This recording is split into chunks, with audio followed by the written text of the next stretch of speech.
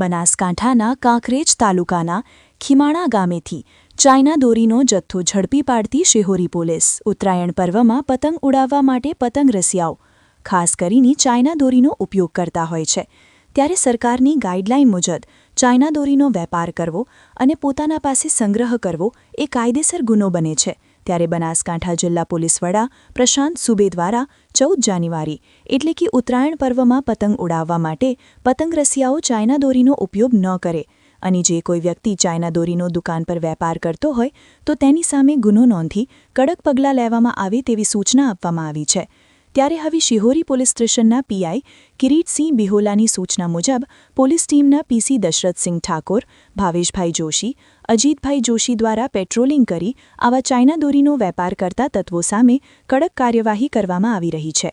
ત્યારે કાંકરેજ તાલુકાના ખીમાણા ગામેથી 7 જેટલી ચાઇના દોરીની રીલ સાથે એક શખ્સને ખીમાણાથી ઝડપી પાડી જિલ્લા મેજિસ્ટ્રેટના જાહેરનામાનો ભંગ કરવા બદલ ગુનો દાખલ કરવામાં આવ્યો છે ત્યારે હવે આવી ચાઇના દોરીનો વેપાર કરતા તત્વોમાં ભારે ફફડાટ ફેલાયો છે